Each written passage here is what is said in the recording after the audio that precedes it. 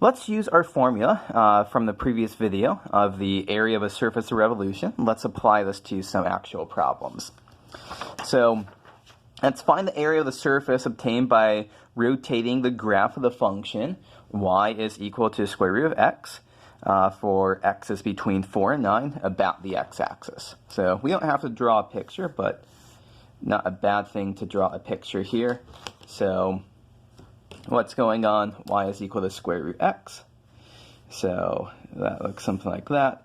We're only looking at x is between 4 and 9. So that is what we are going to rotate. We're going to rotate about the x-axis.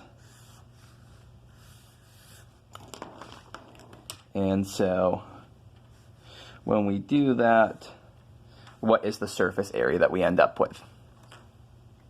So let's go back to our formula here. So the formula is going to be 2 pi integral from 4 to 9 of f of x, that's square root x, times 1 plus the derivative squared. So what is that here? 2 pi times the integral from 4 to 9. And then the f of x, that is our f of x there, and times the square root of 1 plus f prime of x squared.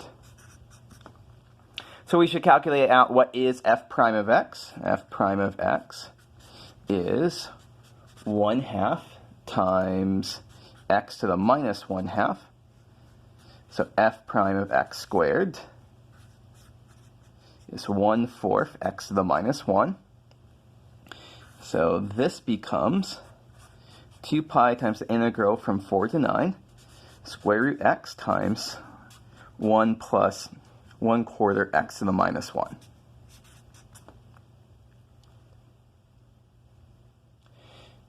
Okay, so at this point then, let's combine our two square roots together.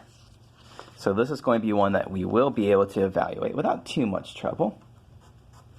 So 2 pi integral from 4 to 9 of square root of x times 1 plus 1/4 x to the minus 1.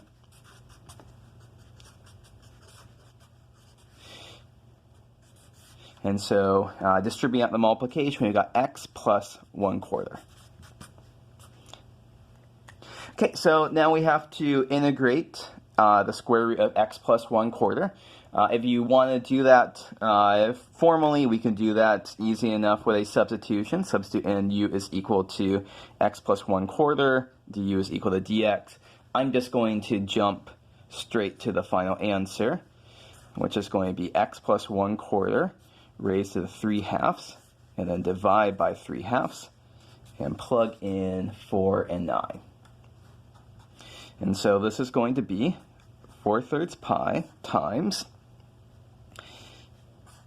9 plus 1/4 raised to the 3/2 minus 4 plus 1/4 raised to the 3/2, and that is a perfectly good final answer for us.